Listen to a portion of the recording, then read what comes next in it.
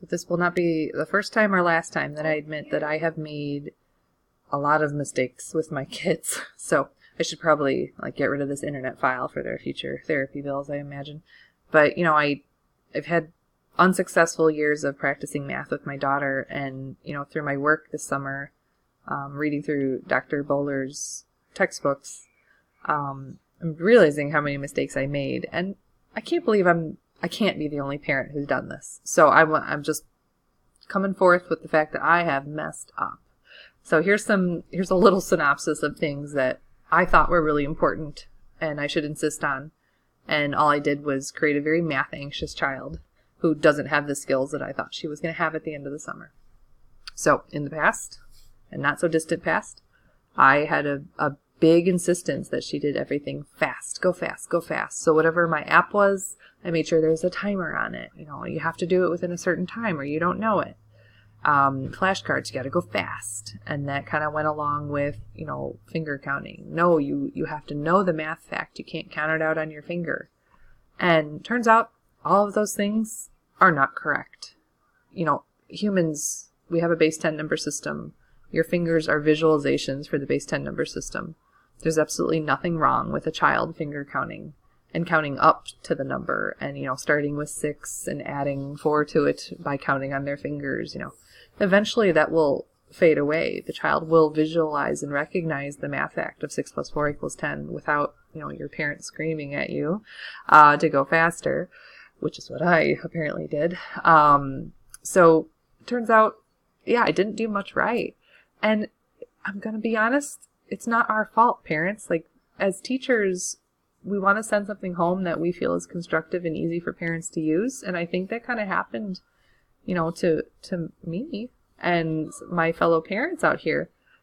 We were sent home with some programs that were really wonderful. And, we talk about they weren't mundane. There's some really cool things on the computer that the kids would do that they were engaged with. And they would practice math while also having fun. That's neat. And then we were sent home with things that were not neat. And I'm going to get a little controversial here. And I'm going to call out one program that our district uses very heavily. And I wish we would stop. Extra math has become the bane of my existence here in our home. My daughter this will be her 3rd year of using extra math if her next year's teachers insist on it. And it hasn't done anything positive for her. It is a quick way to assess whether she knows her facts, but it doesn't assess them accurately in our case. Natalie has some pretty decent anxiety, and having an app that has a timer associated with it where you have to also type on teeny tiny buttons and you often type wrong, just kind of adds to the anxiety. She'll see a math fact, get it wrong, doesn't have time to acknowledge it and appreciate what her mistake was, and just continues on and keeps getting it wrong and wrong and wrong. And at the end of it, she looks at the results and says, oh, I didn't do any better. And there's no positive feelings coming out of that activity. And as a parent, I'm going to put my foot down and I'm going to say, this is not an appropriate assessment of my daughter's skill. It is not an appropriate way to have her practice the skills. And I'm going to be honest, I'm going to be one of those mama bears that if they're telling me my kid has to do this for practice, I'm just going to politely say, I don't feel like this is the right approach for my kid. And as a parent, you have that right. So what do I do now? If they tell me I have to use this app or I'm supposed to use flashcards every night, and I claim, no, I'm not going to do it because it's not the right way, well, I need to come up with a solution, right? I'm a solution-oriented lady. So luckily, I have some for you. And the first one that I want to share with you is actually not that one. It's this one. This has been the greatest discovery of my entire summer. And on more than one occasion, I have watched my children work through a KenKen puzzle. And I literally had tears in my eyes from the mathematical processing and thoughts that were going on. So this is a screenshot of the KenKen puzzles that are on the website. But we have the same company makes a free phone app for Android and for Apple. And it is beautiful.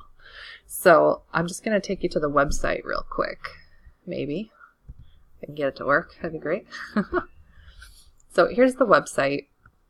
The app on the phone's a little easier to use because you can, press with your fingers as opposed to having to click things. But this works for us. And you can choose anywhere from a 3x3 to a 9x9. And it will increase in difficulty as you go through. So if I just, select, let's do a 6x6. And then for Natalie, we're focusing on multiplication and division this summer. And you can choose which level. So easy, easiest, medium, hard. There are expert ones that we have not unlocked, or I'm sure we have to pay for them. I don't know. Everything else is free on here, so I'm going with the free ones. And maybe we'll select an easy one for now because she is progressing. There is a timer on the game, but it is not a timed game. It is just like a personal best, personal record sort of a game.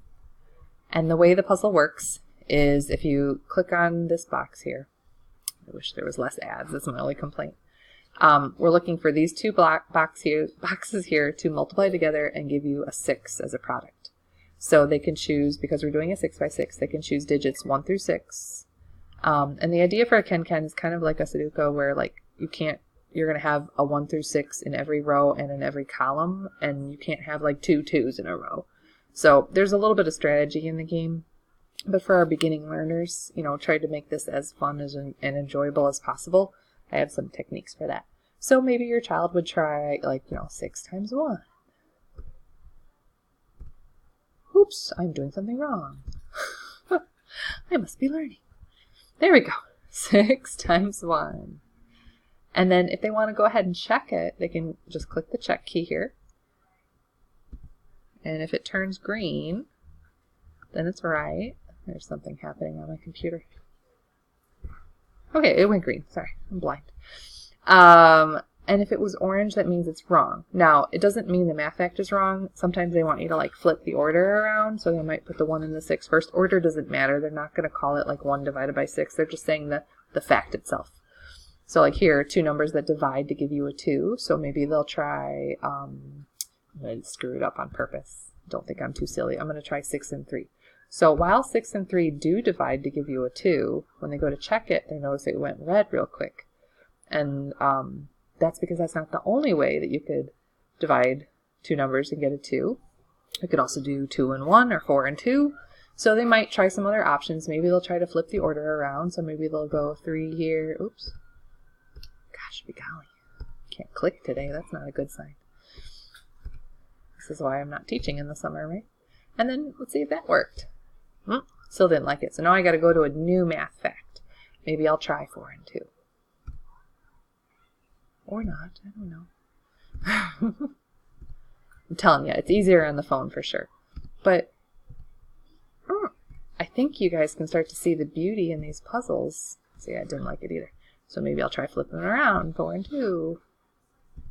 There's no frustration with the children. And if there is frustration, that probably means you're trying too hard of a puzzle, or maybe you and your child need to try them together. Ooh, did you notice this one? The 4 was orange, but the 2 was green. So it likes the 2 fact. Let's change this to a 1. So these would still divide to give you a quotient, of 2. Order doesn't matter, remember. And now when I go to check it, you'll see, aha, everything was green. Your child can also get a little hint if they click the reveal key. It'll fill in one part somewhere on the puzzle. And then what I do for my kids is I say, if you're stuck, move away from that box, click a reveal hint, and then try to focus on that next problem piece. Eventually, they can come back to that one they were stuck on, and in all likelihood, they'll have the answer by then. So there's no pressure. There is a timer up here, but you can turn it off on the computer. You can turn it off on the phone app as well. It's just for a personal record. There's only so many puzzles, and if your kid really gets into these, they're going to run out of puzzles, so eventually they're just going to want to try to best their own time. If you go back to the difficulties, these get pretty nasty. So as an adult, I might try a 9x9 with all of the operations, and I might try the hardest one. These get pretty nasty, guys. I'm not kidding. Oops. There's this one. Look at that baby. I like to do these for fun because I'm a math weirdo like that. But, I do them, I try to do them timed. I try to not use the reveal hint. And I also try not to use the checker because you can kind of self-check it. Although I'll be honest, I've had to check a few of them when I'm going by hand, because these are hard. You know, if you look down here, for instance, a difference of 1? Well, guys, there's a lot of ways to subtract the numbers 1 through 9 and get a difference of 1. So you'll be like clicking forever if you never check it. I think these are fun. These are definitely a great alternative to flashcards or any sort of apps that put that pressure on your child, that unnecessary pressure.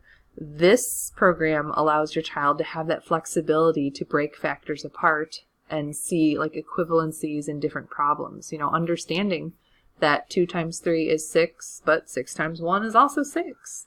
I'm going to use these puzzles in my Algebra 2 classroom before we do our factoring lessons, because, you know, these are skills that, unless your child is very flexible in math, this is a skill that hinders progress later on, you know, in high school, in middle school and in high school, and eventually in college. So being able to practice them in a constructive way, in a meaningful way, and having that visualization for it, and also having it framed as a puzzle, I think just does wonders. This has been a saving grace for us this summer. Whenever we're having a day where, like, they're just not into it, you know, I say, you want to do a KenKen? Yeah. You want to do a really hard one and we'll work together? Yeah. You know, I've never seen my daughter so cooperative to practice math.